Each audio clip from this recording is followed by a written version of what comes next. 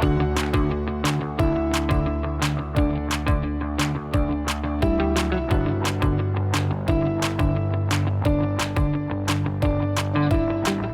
to the Paint, Rest, Repeat podcast with Ros Gervais and Laura Day, where we chat about our creative lives as artists while keeping it real and a little bit messy.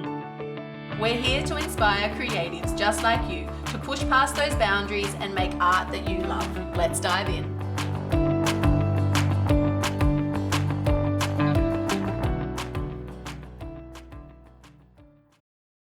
Hello, everybody, and welcome to episode 84 of Paint, Rest, Repeat. We're talking about some good stuff today. We're talking about how to take risks in your art practice and also your art business. We thought we'd sort of divide them today. How are you, Laura? I'm good. How are you? I'm all right. We're recording from the end of 2024, aren't we? We are. So it's a funny time of year, isn't it? It is. I do have the end of year tired. Yeah. I reckon it's getting a little bit like more intense as the years go. Maybe we're just getting older and older, Ros, but you know. I was going to say, like, is that we just roll with it now, I think.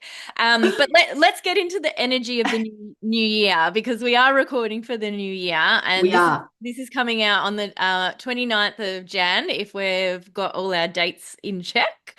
So yeah, we thought that this was a really interesting topic to talk about, because I think we've gone through, both of us as creative practitioners, have gone through different stages in our art business, and it going out on your own, running your art business, it does require you to put yourself out there and take risks and be bold and be brave and all of that.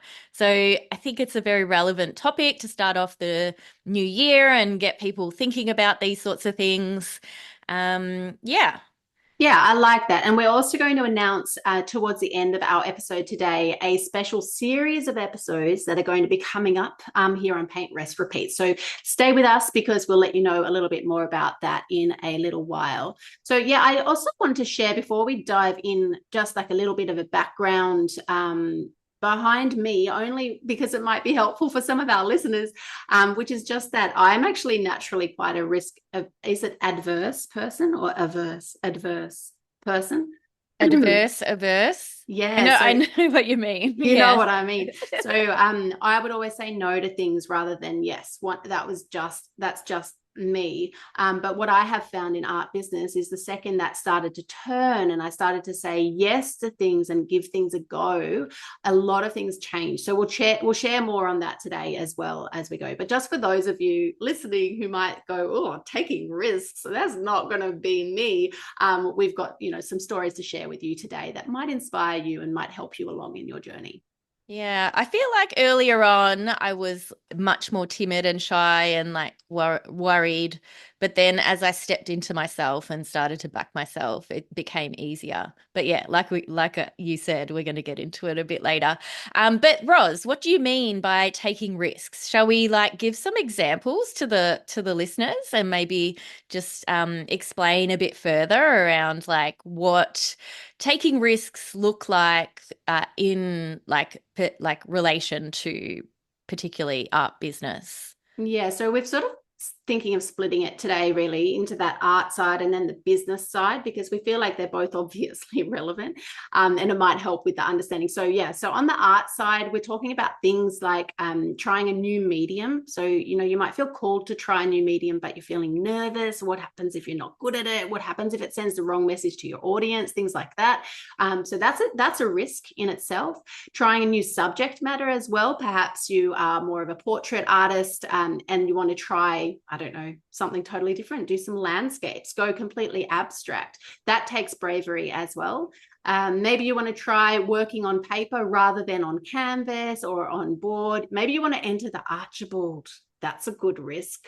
Who should do that this year? I reckon, I think we should plant that seed for some people, Laura. Yeah, why not?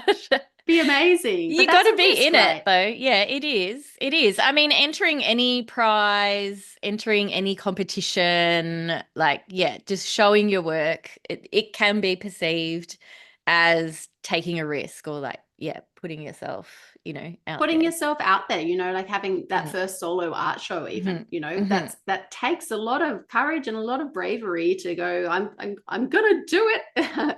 And make 2025 the year where you actually go and do that. So that's what I mean by taking risks in terms of art. What did you think in terms of business, Laura?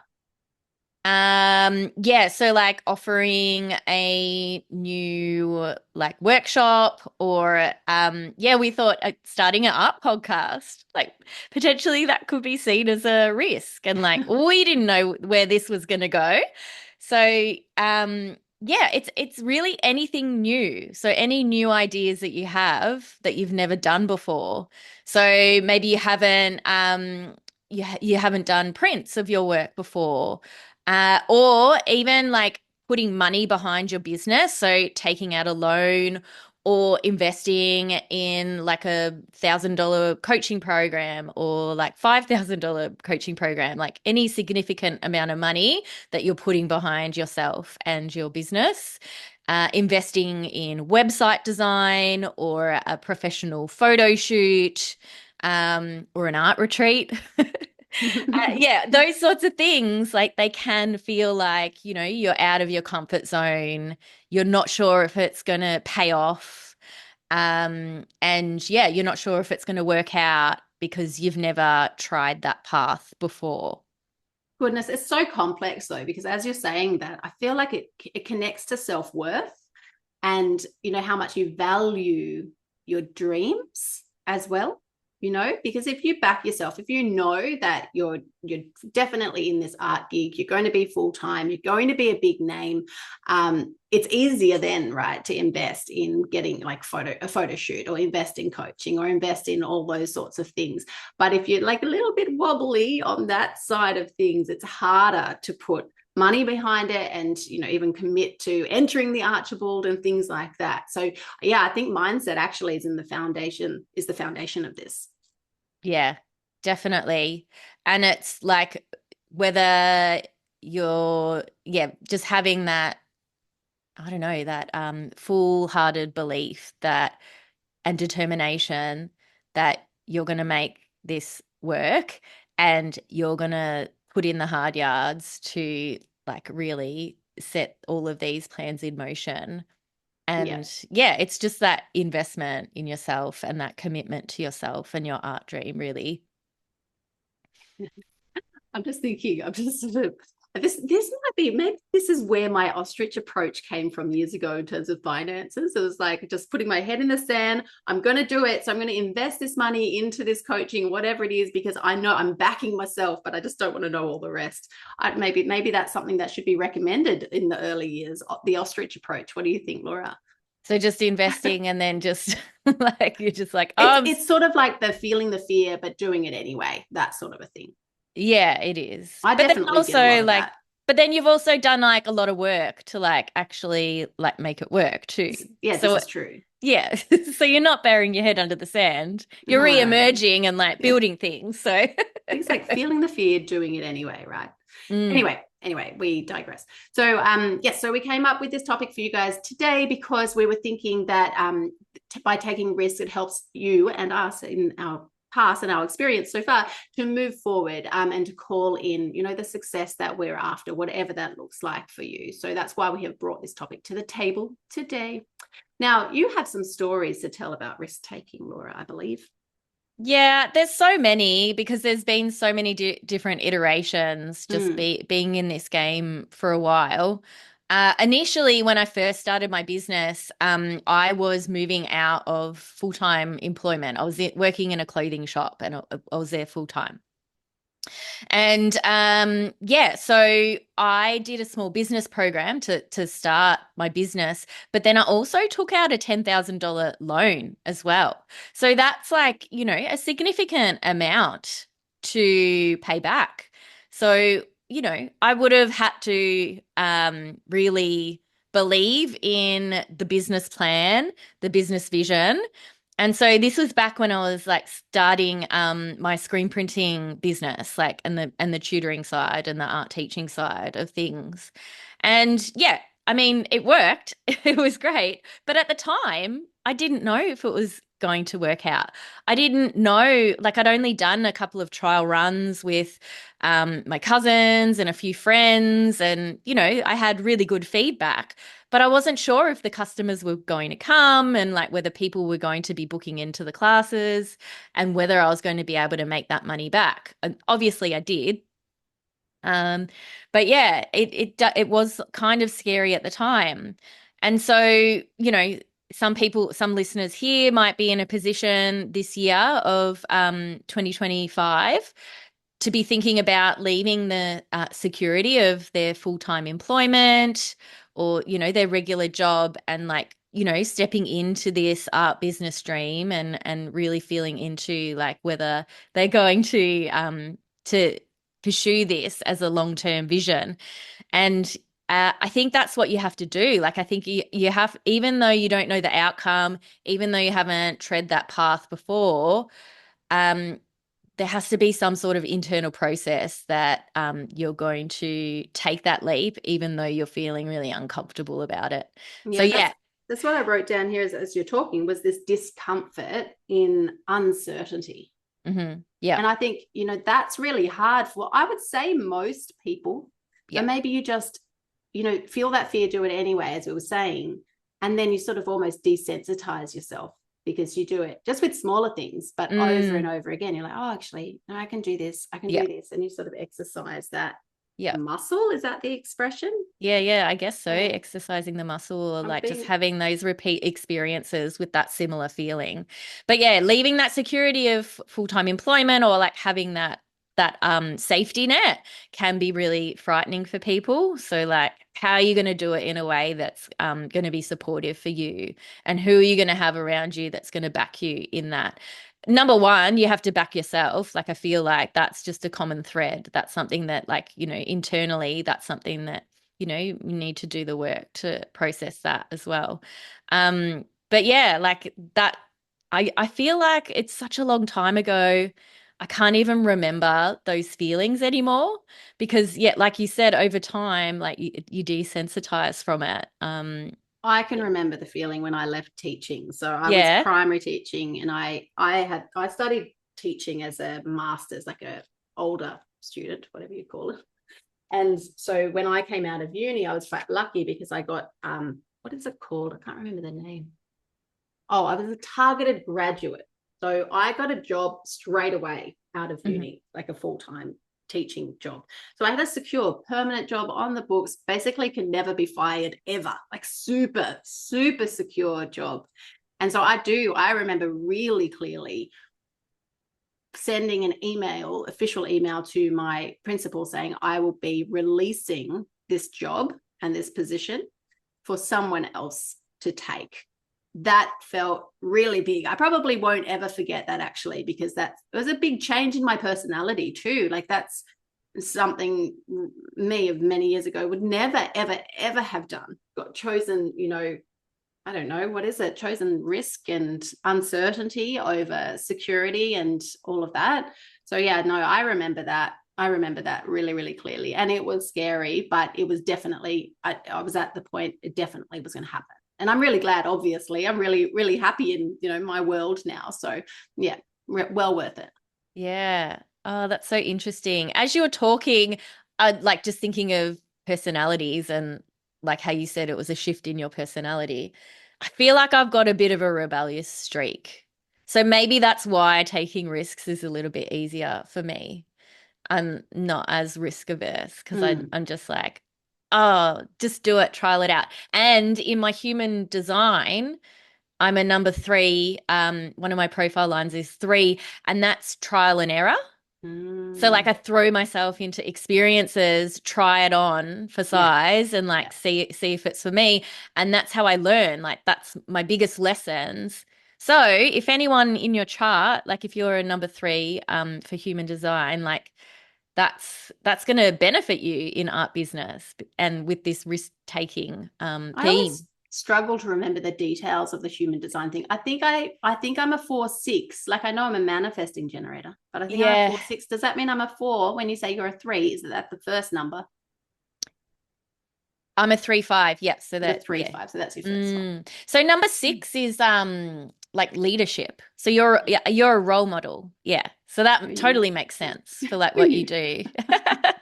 All right. So we're going off track a little bit. But yeah, so like other experiences, like I guess when COVID came around as well, and like I was in the gig economy, so I had like some extra contract work and part-time work that I had that supported my art business. So like letting go of all of that, obviously we couldn't do that.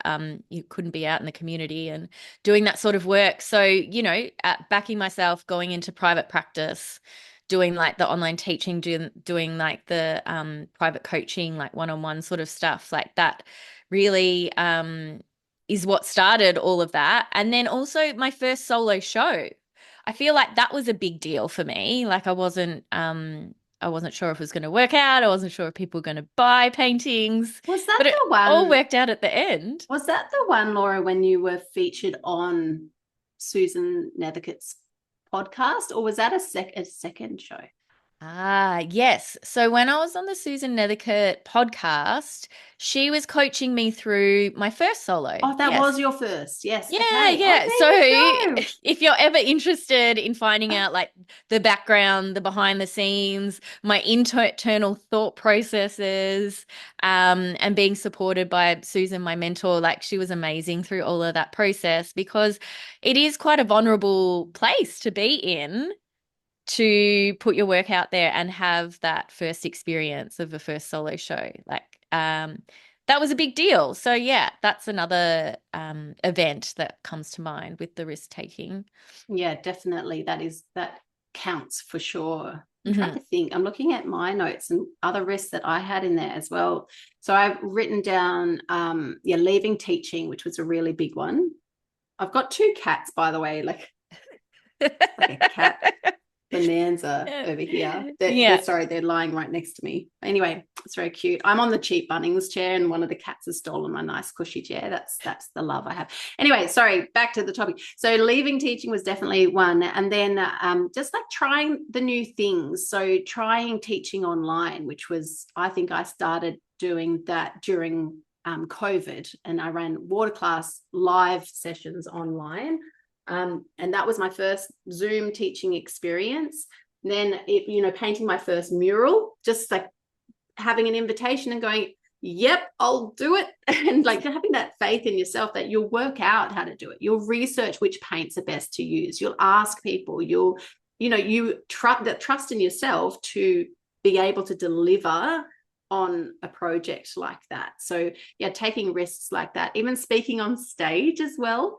I hate public speaking by nature, and I get the shaking knees and the wobbly hands and all of that. But just doing that as well and just saying, "Yep, sure, I'll do it," and then having the faith in yourself that you will be able to plan for it, practice enough, get to the end of it, and everything will be okay. But yeah, that's another sort of risk taking that I had to what's the word? Experience. Yeah. And what about applying for your first art fair and doing the art fair? How was that? Yeah, definitely. So applying, I don't know why I wasn't too nervous about the applying, but it was more that if I got it, then what would I do? It's that classic sort of thinking. And therefore, again, it comes down to that self-belief. Like I will be able to handle this sort of thing. I'm backing myself. And then thinking about the worst case scenario as well, and realizing that's not actually that bad. That's another helpful thing when you're talking about taking risks. But yeah, art, that's a good one. Art fairs, entering and also, art prizes, that whole thing as well. And also like financial big investments, like on my list was like investing in one-on-one coaching, getting a coach to support me through my business as well. So yeah, like putting some big money behind your art business. I know you've experienced that too, like to support yourself. Yeah, definitely. And I think for me, it's really value based. I invest in coaches in different ways. Number one is value. So when I really align with them as a person, then I want them to help me just generally, like a person with a skill set as well. But obviously the value piece is really important to me. And then the other time I'll invest in coaching will be when it's a specific something that I need to learn about. And then I'll, look at an expert in that field. But yeah, that again, risk taking for sure. I think the values piece when making those decisions is really important. Are you on the same page as that coach? I think that's a really big one. It's hard to believe or trust in people when you're not on the same page as them.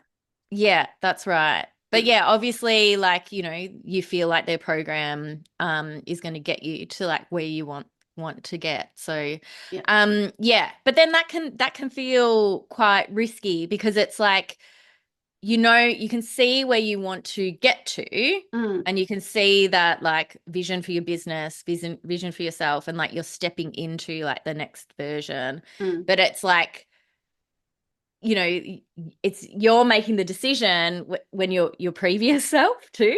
So like all of those like butterflies and feelings and like, that can come up when you are like putting significant amounts of money behind your business, because it's like, oh, okay, yeah, this is a significant amount. Like, do I have the gusto to like make that work?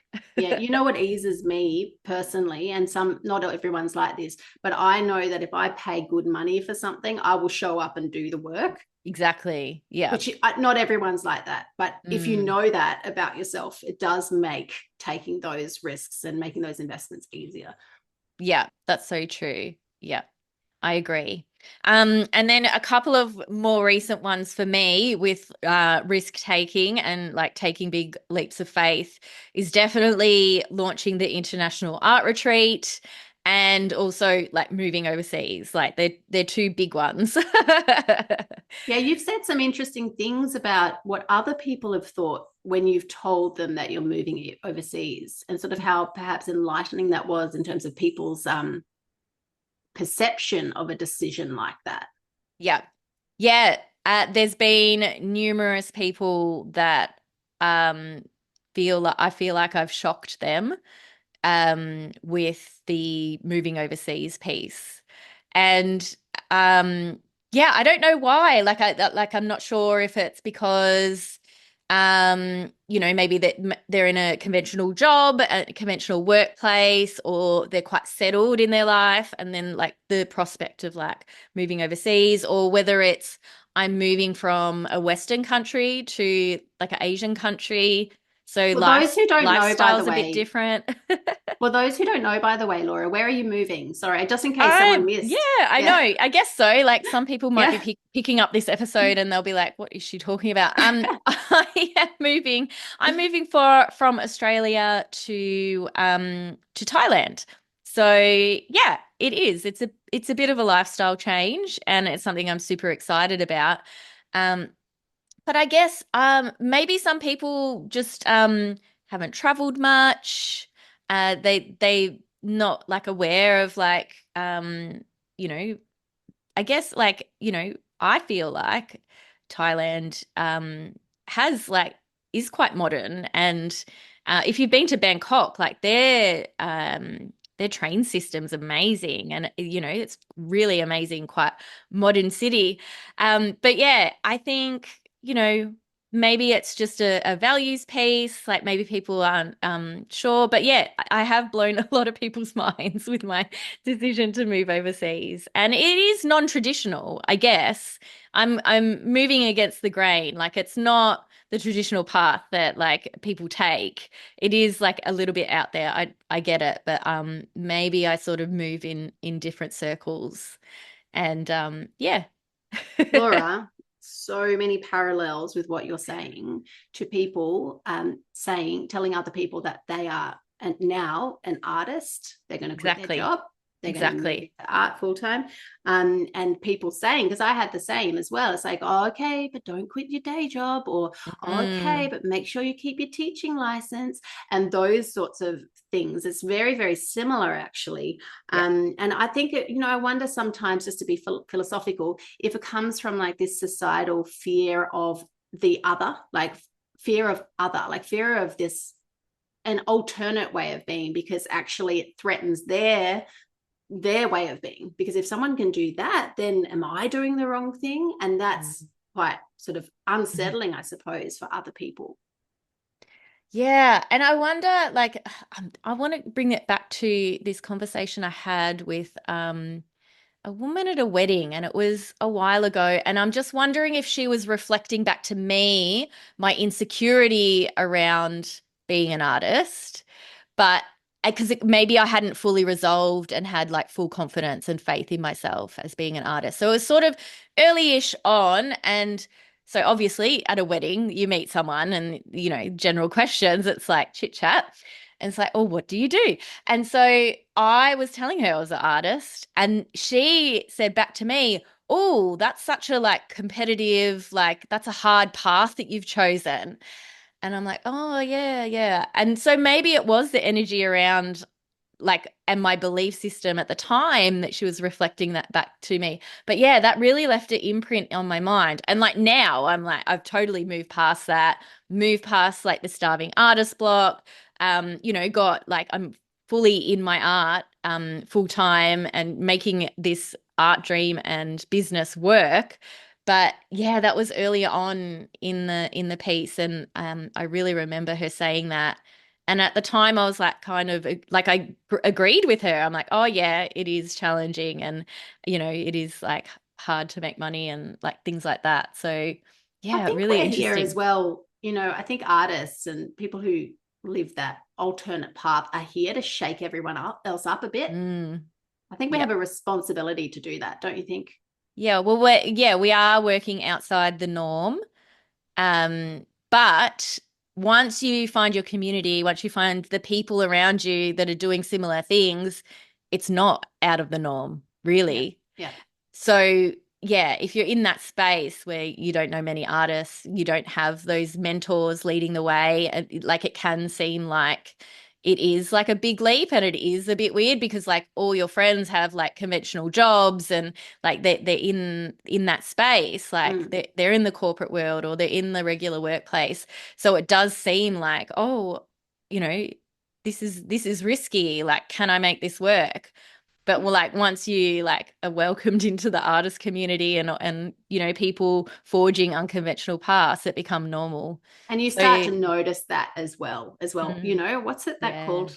There's something, I always forget this term, something bias. You Yeah, notice. confirmation Thank you. bias. Thank you. Yeah, That's yeah. might be the wrong word, but you just Yeah. pay more, you notice it more. So like Yeah, yeah. if you're deciding that you're going to become an artist, you sort Yeah. of you do notice more artists around, and you notice Yeah. more artworks even in cafes, and you start to just your awareness shifts and you build that evidence to support your dream. So yeah, Yeah. maybe it is confirmation bias. Yeah, just But like yeah. when you like decide that you want to get a red car in a specific model and then you see that car everywhere. Not Yeah. buying red. Mind you, my husband chose our car years ago and it's a blue car. And I'm like the wrong person to be driving this car, don't you think? You Pink need a polka bright, dots. bright, you need a bright pink car. Totally. Your girls would love that. They have asked to paint it. I'm like, okay, all right. I think we'll Yeah. paint a wall before that, just saying. Yeah, so moving overseas, that's blown people's minds. But then also like I've sort of watched a lot of content and YouTube, and I've been inspired by lots of people that are living this digital nomad lifestyle. So it doesn't seem mind-blowing to me. So yeah, you can make that parallel back to the art career as well. Um yeah, so what Did else you do know, we have you have? heard this stat around risk taking that apparently this is like well researched, and I heard it on another podcast just recently. Apparently 85% of the things that you worry about, so because we're talking about the whole risk thing, so 85% of the things that you worry about do not come true. And then most of the remaining worries, so that's then 15%, don't turn out to be as bad as you expect, most of them. And it leaves actually statistically 3% of those things that you were worrying about in the very first place actually happen, like occur as you fear. So we're going around worrying about all these terrible things. Like, I can't do this because what if, I can't do that because this might, and when they're not actually, like, statistically very slim chance of that fear and that worry actually eventuating. So it's really, that's apparently very well researched, those stats. So I find that quite interesting. Yeah. And it's a protective mechanism. Like, we're trying to protect ourselves, Yeah. but then at what cost as well? Okay, so just like full share. So Laura knows this. Okay. Can I share this? Go. You know what I was saying about Italy. Oh, okay. Yeah, sure. Yeah. So it's not necessarily happening, but I have this dream of moving our family to Italy for 6 to 12 months, life experience and all of that jazz. And I totally 100% have all of these markers at the moment popping up. What happens if, what happens if, and I'm mainly worried about my children. You know, I'll make things work, but it's the kids that I'm a little bit nervous about. But here we go. 3% of my worries will actually turn out as I fear. Yeah. Only 3%. Yeah. Well, that's something great to keep in mind as well. Like, when you're, Might pin it up. yeah, like having that front of mind, and like that can crop up at any time as well. Like, there's so many different parts of your art business journey that you're going to go through that cycle, and like, over analyzing and like just thinking and like doom thinking. So it's just like that 85% of the worries, it's not going to come true At all. Yeah. Pretty amazing.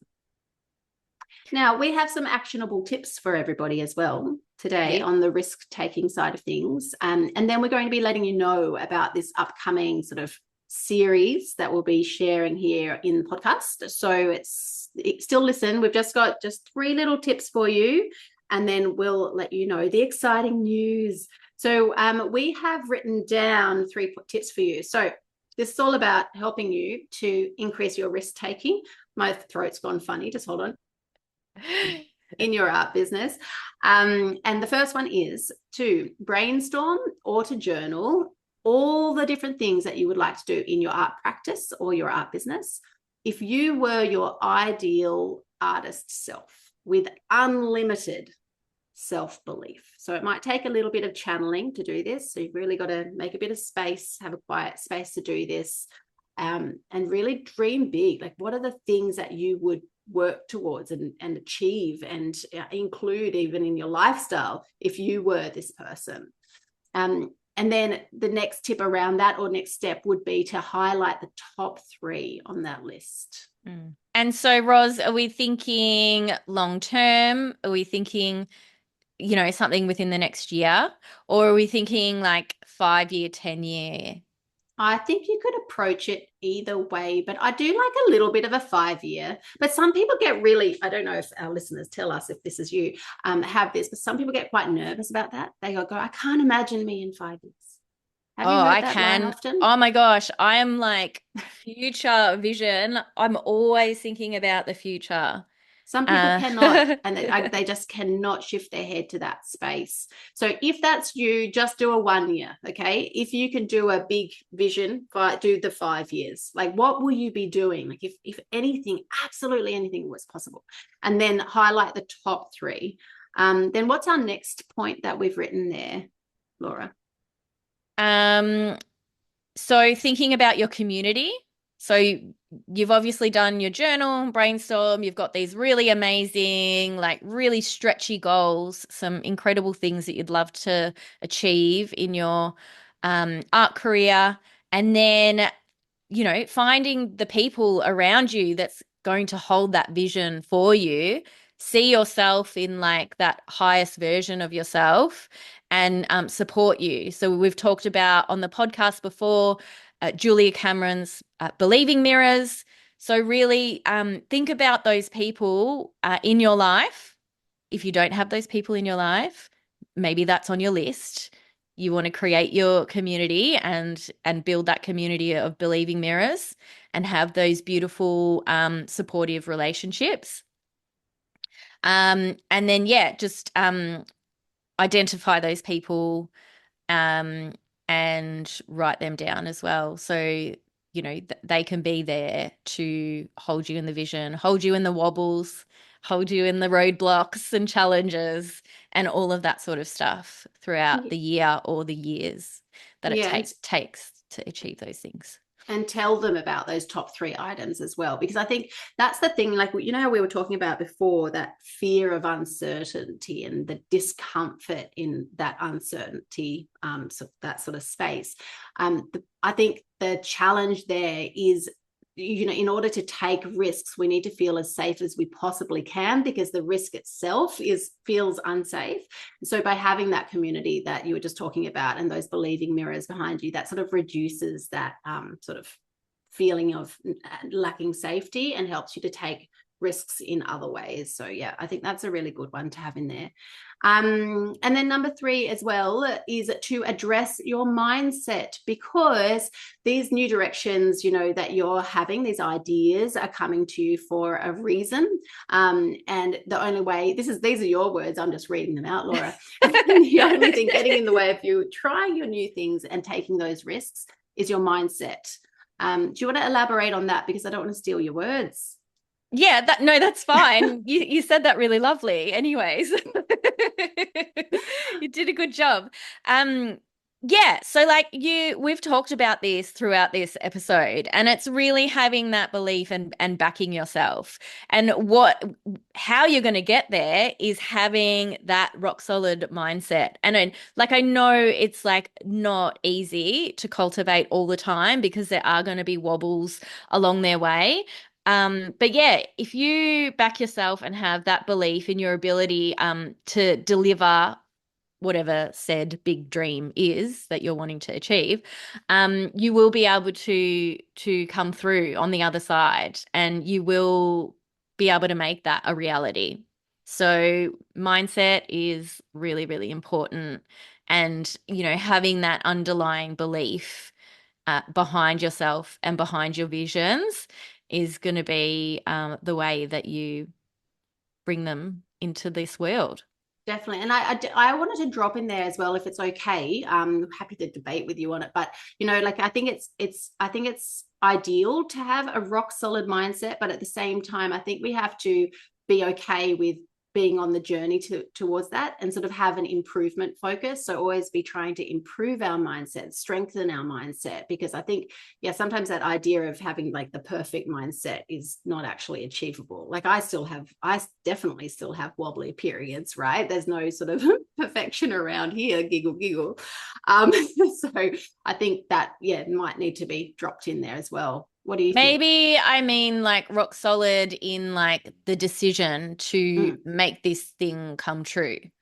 Yeah. So like there's always going to be, yeah. Sorry. So like once I made the decision to launch an international art retreat, it was like, okay, yeah, this is actually real. It's going to happen. I'm going to say that journey has not been easy with my mindset. I was worried that no one was going to book, no one was going to believe in me. It was going to be really hard, and I was super nervous, and I felt like a fraud, an imposter. Like, I'm just saying that rock solid belief in that dream is, that's what you want to aim for. But working on your mindset along the way is the way to like bring it into reality. So there's always going to be wobbles along the way, but you do have to cultivate that belief in yourself. Those wobbles and doubts pop up when we're branching into something new, usually. And when we're pushing ourselves and chasing something. Often it's when we're chasing something that we really want, like is really meaningful to us. And I think it's really interesting how our brains, our minds do that to ourselves. It's like, just be nice to me. I'm trying to chase my dreams over here. Like, come on. Yeah. I think I've got a quote on my wall.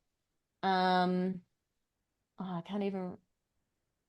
No, I don't have it anymore. But it's something along the lines of if something is really important to your soul's evolution, then that's that's what it like I think yeah, it's something that you have to pursue. I really have to find the quote. I can't remember what it was. But yeah, something's dropped in for a reason. So like it's important for you to like follow that mission.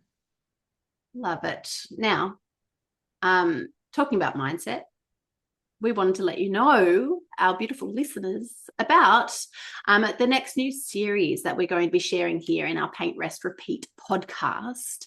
And that is all going to be about mindset. So for the next 6 episodes, we're going to be sharing bite-sized mini episodes specifically on mindset topics that have been sort of marked as common struggles by artists in both of our communities. So Laura popped up some Instagram polls to gauge where her Insta audience was at, and I popped up a poll in my Facebook group as well to see, what's happening in, real artist world, in your world as our listeners, and where are you struggling? So we're going to be covering some of those topics in the next 6 weeks. And this is a risk for us as well, by the way. So this is us taking a risk, trying something new on the podcast, and seeing how it goes. We are all about service and helping you, as you know, but yeah, still, it's a change, right? A change is the risk, and that's what we're going to be doing here in podcast land. Yeah, it's just trying something new. We've been going for 3 years, and obviously throughout the time we have talked about mindset so much. So yeah, if we're going to put out some laser focused mindset mini episodes, and yeah, let us know what you think as well. We're totally open to feedback, and we love hearing from our listeners. So yeah, definitely keen to hear how you're finding them and what your downloads or the takeaways are from the episodes as well. And if you haven't actually yet let Laura or I know through those polls I just mentioned, if you haven't let us know what you're struggling with, do send us a DM on Instagram and let us know what's your main mindset struggle at the moment, because we will then do our very best to pop that into the plan for the next 6 episodes. Now, these are designed to be really short. We're going to basically be summarizing the mindset struggle. We're going to be sharing some actionable solutions or workarounds as well to help you with those mindset blocks. So they will be practical, but they're very sort of short and sweet and to the point. And we're going to see how they go. But yeah, really looking forward to creating some really targeted content for you around the mindset piece. Roz, can I quickly just drop in? This one's coming out on the 29th of January. And I've got my cart that it's officially closing for the Ignite Creative Wellness Retreat. So if you are one of those people that have like left things to the last minute and you really feel the calling to join us in Vietnam, you have 3 days to jump in. So I just really wanted to like drop this in as like an invitation. If it's something that you're wanting to do for yourself, take that time out, a week out of your life, give back to yourself, fill your own cup, be inspired, and just be in a really gorgeous place with other gorgeous creative humans, then I invite you to join us and grab your last minute ticket. But if you also want to hear more about when I'm running another experience like this, then I've also got a retreat waitlist email list. So I'll put that in the show notes. So you can jump onto that by looking at the show notes for this episode. Amazing. I'm going to be there as well. Yay! I can't wait. It's going to be so nice. Yeah. We'll make it happen. I need to do that. On my list, my very long list. It's probably an urgent one. I was looking up immunizations as well the other day. Yeah, so there is like quite a lot of checklist of things that you have to do, and hopefully I've given you enough though. I've given you the packing list and all of the things. You're organized. I'm not at the moment. My life is nuts. Remember, we're end of 2024 right now. In where we're recording from. So. Yeah, bit of that's all right. You still got time, and plus your husband works for an airline, so it's just that's probably going to be easy for you to book a flight ticket. So I don't know. He keeps on telling me that it'll be fine. Yeah. We're all fine. It's all okay, well, that was a great episode. Let us know what your thoughts are, and we'd love to hear from you. Roz, what have you got coming up in the You're in Nothing. school holidays, aren't you? You're in school holiday Yes. mode Actually, for so this is January. coming out on the 29th, did you say? Yeah. Yeah, Yeah, school it holidays is. mode still. We've got all those extra staff development days, and I think it's just New South Wales. So kiddos go back really late to school this year. So they start school, I'm looking at my planner, on the 6th of February. So still school holidays. And I Okay. really don't have much planned. Yeah. No events that I've announced to anyone yet. I do have some on my calendar, but not quite yet. Oh, well, hold tight, everyone. Hold tight, stay tuned. Hey, I was going to see really quickly. I don't know how long we've been recording and if this is too long, but if I can find a review for us, should we do that? Yeah. Yeah, I'm just quickly going to see. If you haven't yet left us a review, you can go and do that. The best place to do that, I'm finding my notes at the same time. The best place to do that is to head over to Apple Podcasts, and on there you can leave us 5 stars and a written review. If you leave us a written review, that would be firstly amazing. But secondly, please include your Instagram handle, because then we can give you a shout out here on the podcast. Now, if you don't listen on Apple Podcasts, all fine. You can leave us 5 stars for good karma over on Spotify as well. It really means a lot to us if you do make the effort to do that. So just know when you do that, that we are behind the scenes going, thank you, thank you, thank you, because it helps us to reach more beautiful creatives like you. Now, let's see if I can find that review. Oh, okay. I've got one here. So this one is by Isabel Kremer, and she says, fantastic podcast. This podcast is a gem. Roz and Laura share a wealth of ideas, knowledge, and experience from their artistic lives, whilst keeping it fun and conversational. Always great listening. I highly recommend. So you can give Isabel a follow. She's at isabelkremer.studio on Instagram. Thank you so much, Isabel. Thank you, Isabel. Lovely. Yay. Well, that's All a right. nice way to end the episode. I thought so. Yeah. Very good. All right. See you soon, Laura. Bye. Toodles.